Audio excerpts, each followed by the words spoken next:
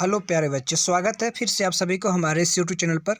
जैसा कि आप लोग को पता होगा कि पिछले वीडियो में मैंने प्रकाश के बारे में पढ़ाया था और 10th का जो फर्स्ट चैप्टर है, फर्स्ट लेसन है जो है रिफ्लेक्शन ऑफ लाइट, इसके बारे में मैं इस वीडियो के माध्यम से बताना चाहूँगा।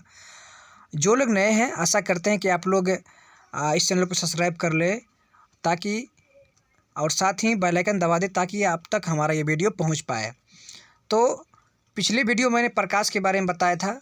प्रकाश कौन सी रेखा में गमन करती है, प्रकाश के क्या क्या कार्य है, प्रकाश कैसे उत्पन्न करते हैं, या प्रकाश का स्रोत क्या है। जो लोग नए हैं कृपया कर आप लोग चैनल पर जाकर विजिट कर ले और वीडियो को ज़रूर देख ले, क्योंकि हमारे इस चैनल के माध्यम से सभी बच्चों को एक अच्छी शिक्षा देने की उद्देश्य से चैनल बनाया गया है। तो आप लोग जहाँ तक हो हमारे इस वीडियो को शुरू से अंत तक देखें और गेट करें हमारे ये पढ़ाई को। तो चलते हैं, आज का जो टॉपिक है रिफ्लेक्शन ऑफ लाइट के बारे में हम लोग चर्चा करते हैं। इसके बाद हम लोग फिर जो है आगे बढ़ेंगे। तो सबसे पहले देख रहे हैं सामने में आप लोग देख रहे हैं कि प्रकाश का परावर्तन किसे कहते हैं। तो इसको हम लोग अच्छे से एक सुंदर भाषा में कह सकते हैं कि जब प्रकाश की किरणें किसी सतह से टकरा करके अपने ही माध्यम में लौट जाती है। देखिए यहाँ पे कंसेप्ट वाली बात है। जब प्रकाश की किरण किसी सतह पे, मान चलिए कोई सतह है, उस पे अगर हम किसी प्रकाश को अगर देते हैं या फिर टॉर्च को हम लोग क्या करते हैं उस पे किसी सतह पे डालते हैं, अगर वो टकरा करके उसी माध्यम में लौट जाती है तो उस लौटने की घटना को हम लोग क्या बोलेंगे? प्रकाश का परावर्तन बोलेंगे। जब प्रकाश की किरणें किसी सतह से टकरा कर अपने ही माध्यम में लौट जाती है तो लौटने की इस घटना को ही हम लोग प्रकाश के परावर्तन कहते हैं। तो फिगर के माध्यम से आप लोग समझ सकते हैं। ये जो फिगर है ये बनाया गया है, इसमें जो है आप लोग देख रहे हैं एक समतल सतह है, इसके बाद इंसिडेंट रे है जो एक सतह पे पड़ करके फिर क्या हो गया? रिफ्लेक्ट हो गया। क्या हो गया? रिफ्लेक्ट हो गया। तो इस सबसे आप लोग को इससे अच्छा से जानकारी आप लोग के फिगर के माध्यम से बताना चाहेंगे कि कैसे रिफ्लेक्ट होता है। आप लोग देख रहे हैं ये जो रिफ्लेक्शन ऑफ लाइट के बारे में एक बच्चा जो है वो क्या करता है, किसी दीवार पे क्या करता है, एक बॉल को फेंकता है। क्या करता है? बॉल को फेंकता है। तो फेंकने के बाद क्या होता है? वो रिफ्लेक्ट होता है, यानी कि बाउंस बैक टू यू, यानी कि वो जैसे फेंकता है फिर उसके पास वो टकरा करके फिर उसके पास आ जाता है। तो फिगर से समझ सकते हैं। उसके साइड में अगर देख रहे हैं आप लोग, इंसिडेंट रे जो है वो किस सतह पे आई, फिर क्या होगी? रिफ्लेक्टेड होकर के वो फिर निकल गई। अब देखिए यहाँ पे 3-4 बातें ऐसी पॉइंट है जो ध्यान रखने वाली बात है। अब देखिए यहाँ पर 2 कोण बनती है। इस कोण के बीच एक है नॉर्मल, आप लोग देख रहे हैं, जिसको हम लोग बोलते हैं अभिलंब कह सकते हैं हिंदी में, अभिलंब। तो ये जो बिंदु बीच में जो अभिलंब है उसके दोनों ओर क्या हुआ? एक कोण बना है, जिसको हम एक को कह सकते हैं इंडेसेंट रे,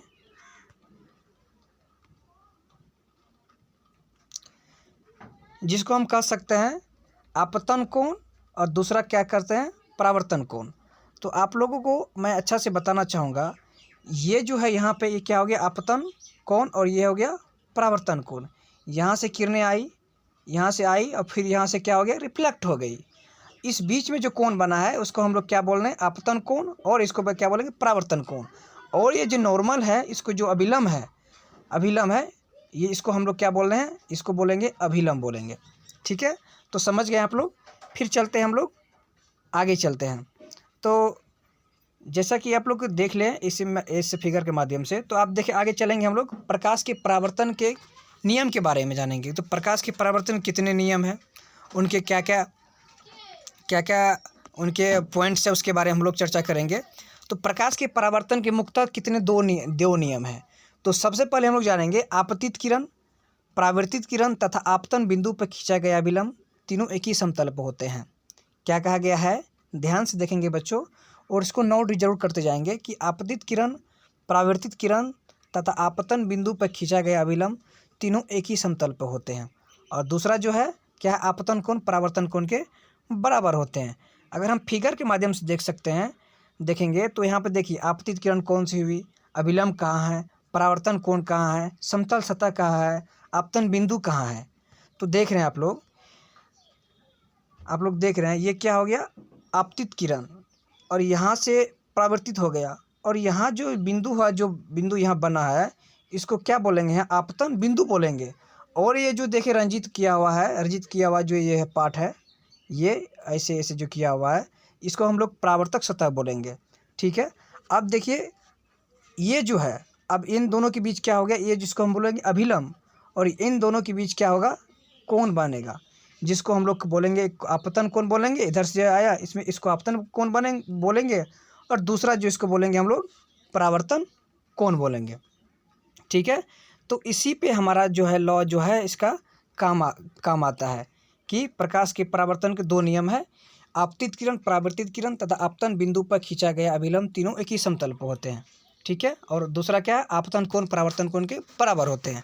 अगर हम इसको इंग्लिश में समझेंगे तो आप लोग देख रहे हैं इंग्लिश में, आप लोग जो भी बच्चे हैं आप लोग ज़रूर इसे इंग्लिश में लिख लेंगे, क्योंकि जो भी इंग्लिश मीडियम के बच्चे हैं उनके लिए इंग्लिश बहुत ज़रूरी है। तो आप लोग देख रहे हैं, अगर हम सेकेंड फिगर की बात करते हैं, आप लोग देख रहे हैं एक टेबल पे और एक क्या है, एक दर्पण रखा हुआ है। यहाँ पर जो है एक टॉर्च डाला गया है, देख रहे हैं आप टॉर्च, और क्या हो गया, इस दर्पण पे गया और फिर क्या हो गया, रिफ्लेक्ट हो गया। क्या हो गया, रिफ्लेक्ट हो गया। यहाँ से टॉर्च देने के बाद आप लोग देखे होंगे, अगर आप लोग प्रयोग करेंगे तो देखे होंगे कि अगर हम किसी प्रकाश डालते हैं तो वो क्या होता है, उस पर पड़ करके, लेकिन होना कैसे चाहिए, मतलब पीछे से रंगा हुआ भाग होना चाहिए ताकि वो रिफ्लेक्ट हो जाए। ठीक है। तो यहाँ से किरण डाली और यहाँ से रिफ्लेक्ट हो गया। अब फर्स्ट जो हमारे जो है इसका लॉ का जो फर्स्ट है, आप लोग देख रहे हैं कि आपतित किरण, परावर्तित किरण है, अभिलंब है, आपतन कोण है, परावर्तन कोण है। तो इसके बारे में आप लोग को हम बता ही दिए हैं। तो इसका स्क्रीनशॉट आप लोग ज़रूर ले लें, और आप लोग ज़रूर कॉपी और नोट्स बना लें, ताकि आप लोग को मतलब सहूलियत होगी पढ़ने में। तो आप लोग समझ गए अभिलंब कहाँ होती है, आपतित किरण कहाँ होती है, परावर्तित किरण क्या होती है। अब देखिए इसका डिफिनेशन हम लोग पता करेंगे कि डिफिनेशन क्या होता है, आपतित किरण किसे कहते हैं। नेक्स्ट पढ़ेंगे हम लोग आपतित किरण किसे कहते हैं। तो चलते हैं हम लोग इसके बारे में पढ़ने के लिए। ठीक है। अब क्या है, देखिए अब ये भी पूछा जा सकता है कि रिफ्लेक्शन के कितने टाइप है। देखिए अब ऐसा नहीं है कि अब कोई एक प्रकाश की किरण आए, फर्स्ट आप लोग फिगर देख रहे हैं तो वो लौट करके सीधा चला जाएगा, नहीं। अब इसका भी देखिए डिफ्यूज रिफ्लेक्शन भी हो सकता है। ठीक है। रेगुलर रिफ्लेक्शन भी हो सकता है, इसको हम लोग ध्यान में रखेंगे। ठीक है। अब देखिए परावर्तक सतह किसे कहते हैं। तो परावर्तक सतह क्या होती है इसके बारे में हम लोग जानेंगे, क्योंकि ये जो बार बार पूछे जाने वाली क्वेश्चन है, जैसा कि 10th में पिछले साल भी ऑब्जेक्टिव यहाँ से आया था, उसके इसलिए आप लोग यहाँ पे ज़रूर ध्यान देंगे। तो परावर्तक सतह क्या होती है, जिस सतह पर प्रकाश की किरणें आकर अपने ही माध्यम में लौट जाती है। देखिए उस सतह को ही हम लोग परावर्तक सतह बोलते हैं। तो सिंपल सी बात है, क्या कहा गया है, जिस सतह पर प्रकाश की किरणें आकर अपने ही माध्यम में लौट जाती है। मान चलिए ये कोई सतह है, ये सतह है, और यहाँ पे एक सतह जो है क्या रंगा हुआ है, रजित है। अब यहाँ से कोई अगर प्रकाश की किरणें आई तो क्या हुआ, उसी माध्यम में वो लौट गई। ठीक है। इसको हम लोग ध्यान रखेंगे। अब है आगे क्या है, आपतित किरण। तो आपतित किरण किसे कहते हैं बच्चों, इसके बारे में हम लोग जरूर जानेंगे कि आपतित किरण क्या होती है, क्योंकि मैंने आप लोगों को फिगर के माध्यम से बताया था कि आपतित किरण क्या है, आपतन बिंदु क्या है। तो उस पर हम लोग आज फोकस करेंगे। अब तो आपतित किरण किसे कहते हैं, किसी सतह पर पड़ने वाली किरण को आपतित किरण कहते हैं। देखिए बहुत अच्छा से आप लोग समझ जाएंगे। आप लोग फिगर के माध्यम से आप लोग को बताएंगे कि मान चलिए ये हुआ, ये कोई सतह हुआ। ठीक है। और यहाँ पे कोई जो आया, इसको हम लोग क्या बोलते हैं, आपतित किरण। क्या बोलते हैं, आपतित किरण कहेंगे। क्या कहेंगे, आपतित किरण कहेंगे।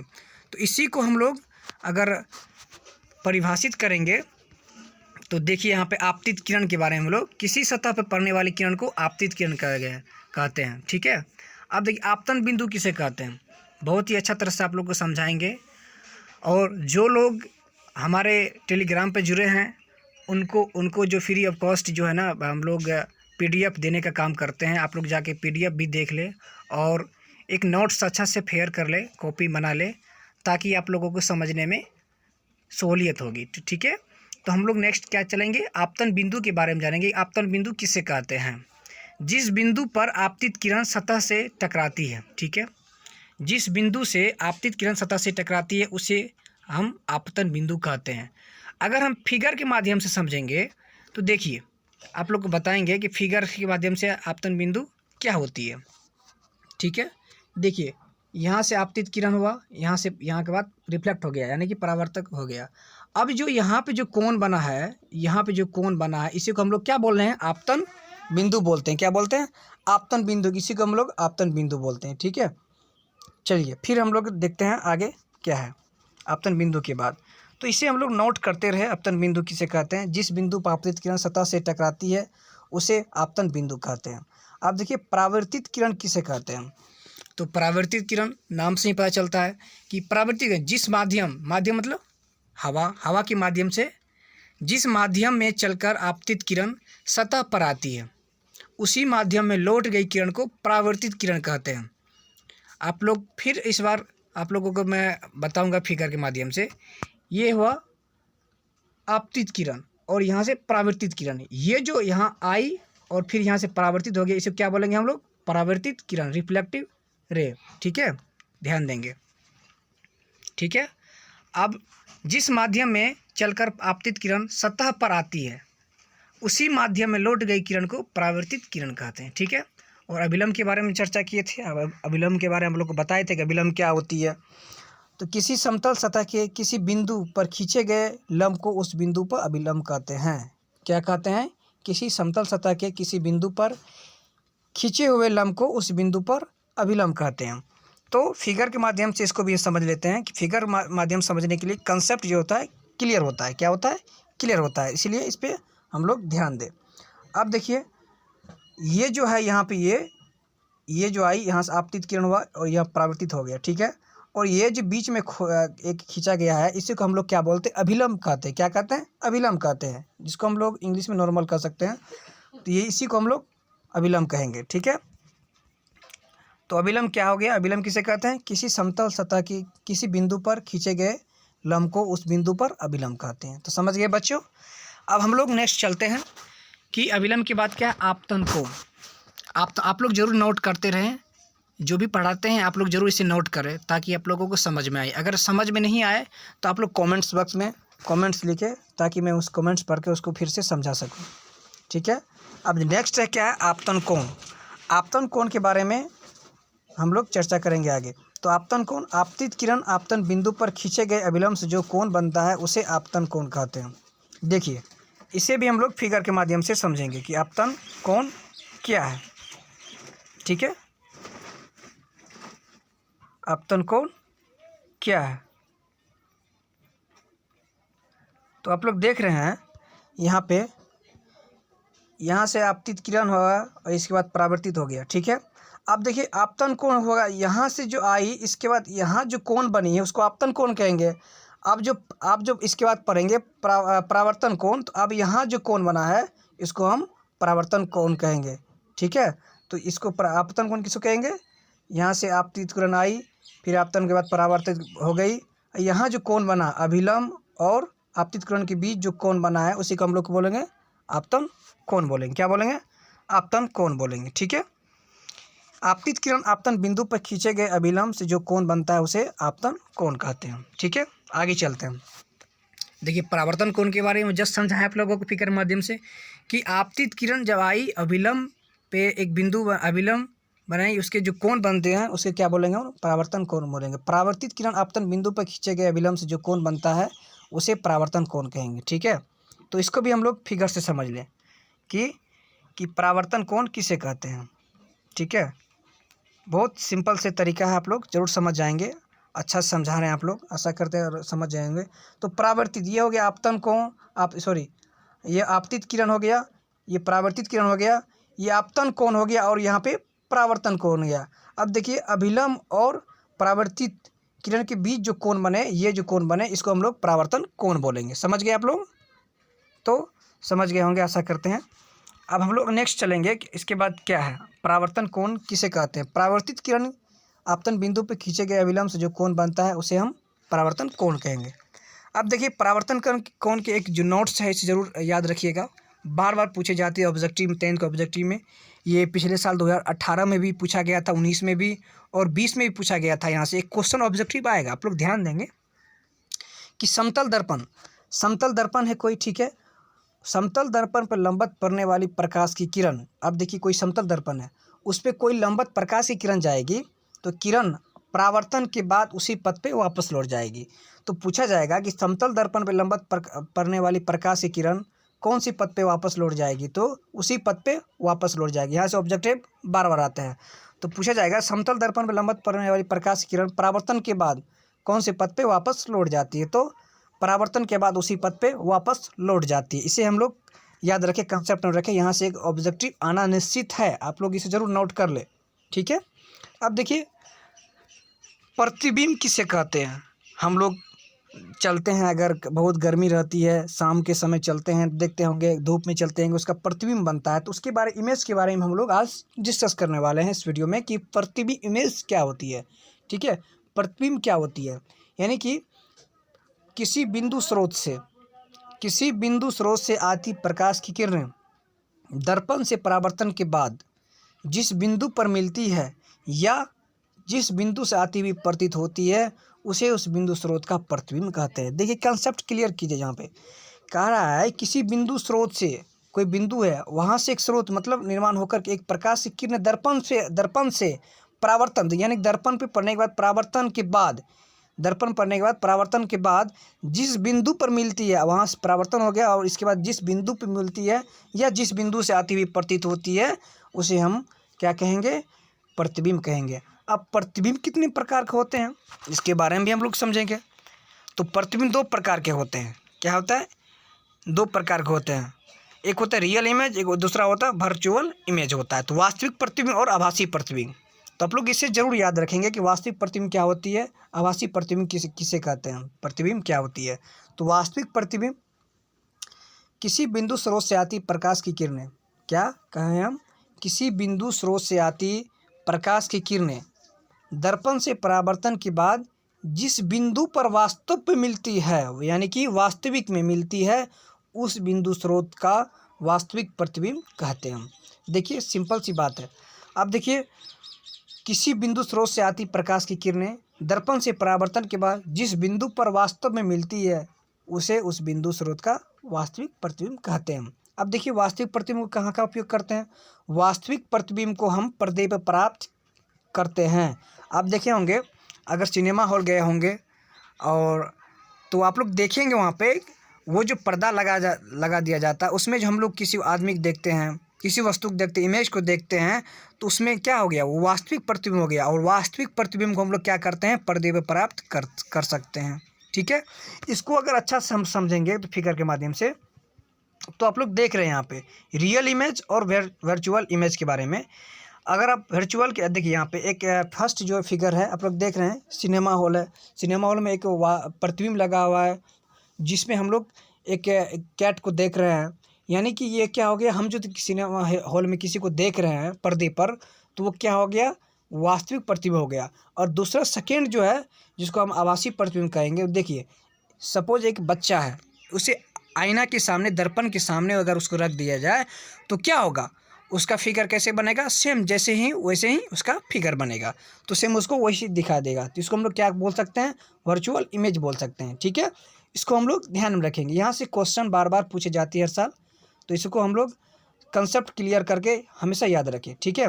अब देखिए वास्तविक प्रतिबिंब को क्या होती है, वास्तविक प्रतिबिंब वस्तु की अपेक्षा हमेशा उल्टा बनता है। तो जैसे ही आप लोग बताएं कि वास्तविक प्रतिबिंब क्या होती है, वस्तु की अपेक्षा हमेशा उल्टा बनता है, ठीक है।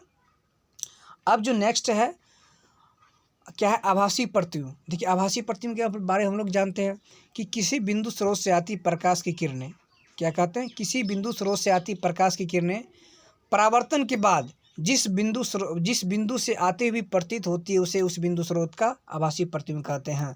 तो फिगर में कैसे बताएं आप लोग, एक बच्चा है दर्पण के सामने है और दर्पण में क्या देख रहा है, वो अपना फिगर देख रहा है, अपना इमेज देख रहा है। वो जैसे वो देख रहा है, जैसे वो हैंड को हिला रहा है, तो वैसे उसका प्रतिबिंब बन रहा है। तो ये प्रतिबिंब किसमें बन जाएगा, आभासी प्रतिबिंब में बन जाएगा, कंसेप्ट क्लियर।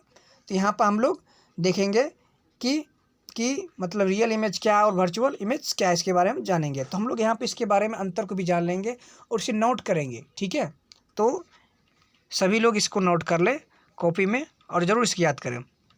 अब देखिए नोट्स में अगर कहा जाए कि आभासी प्रतिबिंब को पर्दे पर नहीं प्राप्त किया जा सकता है, जिस तरह आप लोग देखे होंगे कि वास्तविक प्रतिबिंब को पर्दे पर प्राप्त किया जा सकता है, ठीक उसके उल्टा आभासी प्रतिबिंब को हम लोग पर्दे पर प्राप्त नहीं कर सकते हैं, ठीक है। और दूसरा जिसमें पॉइंट है, आभासी प्रतिबिंब वस्तु की अपेक्षा हमेशा सीधा होता है। क्या होता है? सीधा होता है। अब देखिए अगर दर्पण के सामने अगर किसी बच्चे को या फिर किसी वस्तु को रख दे तो क्या होगा, उसका प्रतिबिंब अपेक्षा में क्या होगा, हमेशा सीधा बनेगा। क्या बनेगा? सीधा बनेगा, बल्कि उल्टा नहीं बनेगा, ठीक है। तो इसमें यहाँ तक समझ में आ गई।